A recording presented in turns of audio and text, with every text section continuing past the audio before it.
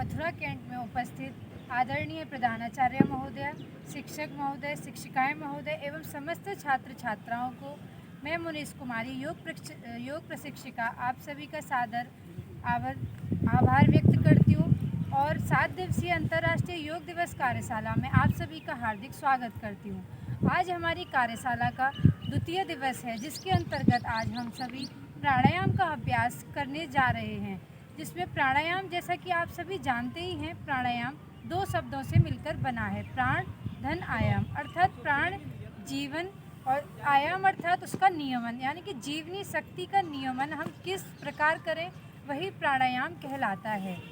प्राणायाम हमारी जो आजकल के टाइम में हमारी सांस लेने छोड़ने की प्रक्रिया ही गड़बड़ा गई है।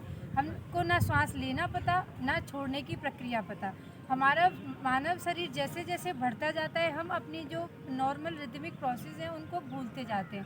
हमारा पेट एक बच्चे के समान होता है। जिस प्रकार आपने एक छोटे बच्चे को सोते हुए देखा होगा कि जब वह सोता है तो उसका पेट बलून की तरह फूलता है और सांस लेता है, ठीक उसी प्रकार सांस छोड़ेगा तो उसका पेट अंदर जाएगा और बलून की तरह वो सिमट जाता है। तो यह प्रक्रिया किस प्रकार हम आज के आधुनिक युग में जो हमारी गड़बड़ा गई है उसको निरंतर कर सकते हैं प्राणायाम के अभ्यास से। प्राणायाम जिसमें डिफरेंट आसनास होते हैं जिससे कि हम नाड़ियों की शुद्धि भी कर सकते हैं। हमारे शरीर में 72,000 नाड़ियाँ होती हैं, जिनमें से 3 प्रमुख नाड़ियाँ हैं, इड़ा, पिंगला और सुषुम्ना, जिनकी हम शुद्धि करते हैं। इड़ा अर्थात हमारा लेफ्ट नॉस्ट्रिल, पिंगला अर्थात हमारा राइट नॉस्ट्रिल, सुषुम्ना अर्थात हमारा जो आईब्रो सेंटर जिसे थर्ड आई बोलते हैं वह कहा जाता है, जिसके द्वारा हम अपनी सांसों का नियमन करते हैं। प्राणायाम के अंतर्गत सर्वप्रथम हम चर्चा करेंगे अनुलोम विलोम प्राणायाम की, जिससे हमारे संपूर्ण शरीर का नियमन, हमारी सांसों का लंग कैपेसिटी जिससे हमारी इन्हांस होती है, इंक्रीज़ होती है। तो अनुलोम प्राणायाम के लिए सर्वप्रथम हम अपने लेफ़्ट नॉस्ट्रिल को क्लोज करेंगे, राइट नॉस्ट्रिल से सांस लेनी है, लेफ़्ट नॉस्ट्रिल से सांस छोड़नी है, तुरंत लेफ़्ट नॉस्ट्रिल से सांस लेते हुए राइट नॉस्ट्रिल से सांस बाहर निकालते हैं। इस प्रकार यह इस प्राणायाम की एक साइकिल पूरी हुई। इसके द्वारा हम अपने समस्त मुखमंडल पर, आभामंडल पर, शरीर में एक अजीब सी ऊर्जा, एक ताजगी महसूस करते हैं, खुद को एक एनर्जाइज महसूस करते हैं। द्वितीय प्राणायाम का अभ्यास हम भ्रामरी प्राणायाम का अभ्यास करेंगे, जिसमें हमें भ्रमर के समान गुंजन करना है। इसमें हमारे अंगूठे से दोनों कानों के छिद्र को हम बंद करेंगे। हमारी जो थ्रेडिंग होती है उस पर हमें अपनी फर्स्ट उंगली, नोज़ के ऊपर हमें सेकंड उंगली, लिप्स के ऊपर थर्ड एंड लिप्स के नीचे फोर्थ उंगली, और भंवरे के समान गुंजन करना है।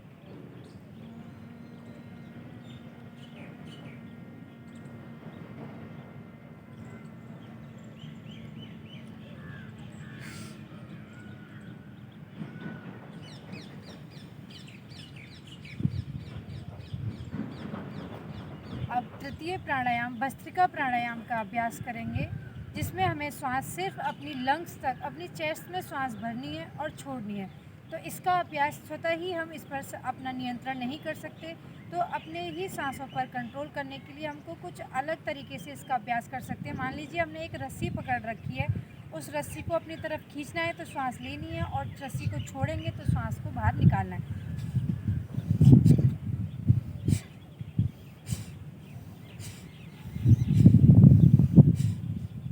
से भस्त्रिका प्राणायाम का अभ्यास, यानी कि अपने लंग्स तक सांस भरना है और छोड़ना है। अब थर्ड प्रैक्टिस हम करेंगे कपालभाति प्राणायाम, यानी कि कपाल जिसको बोलते हैं हम, हमारा मस्तिष्क होता है, जो नर्वस सिस्टम होता है, कपालभाति प्राणायाम के अंतर्गत आता है। इसमें हम अपने हाथ को, सीधे हाथ को हम अपने पेट पर रखेंगे, बायां हाथ हमारे घुटने पर रहेगा ज्ञान मुद्रा में। अब हमें श्वासों के लेने और छोड़ने की प्रक्रिया को सुचारू रूप से रखना है।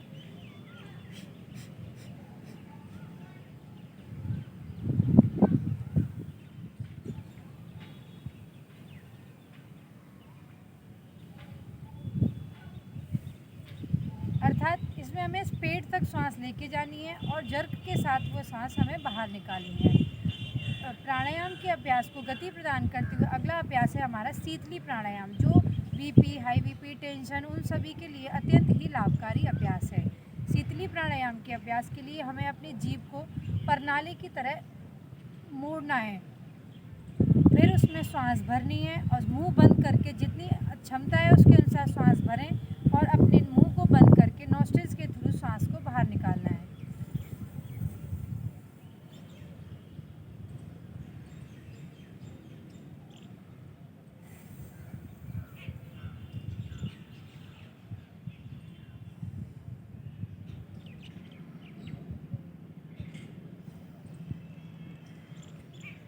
अगला अभ्यास शीतकारी प्राणायाम, जो हमें लो बीपी में अत्यंत ही लाभकारी है। हमारी चेतना डल हो गई है, हम अवसाद में जा रहे हैं, माइग्रेन की समस्या हो रही है, अंतर्मुखी अगर किसी का व्यवहार है उसके लिए अत्यंत ही लाभकारी अभ्यास है शीतकारी प्राणायाम।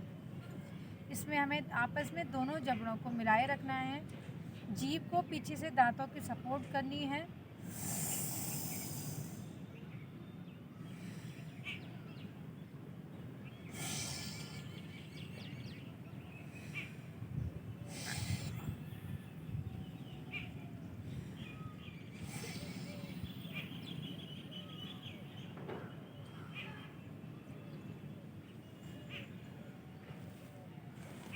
प्राणायाम की प्रक्रिया में अगला अंतिम अभ्यास उज्जयी प्राणायाम होता है। इसमें श्वास को गले पे घर्षण करना होता है।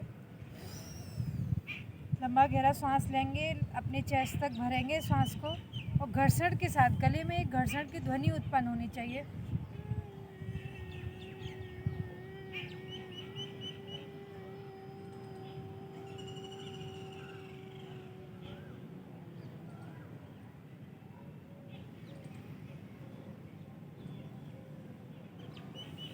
इस प्रकार हमारे यौगिक ग्रंथों में 9 प्रकार के प्राणायाम बताए गए हैं।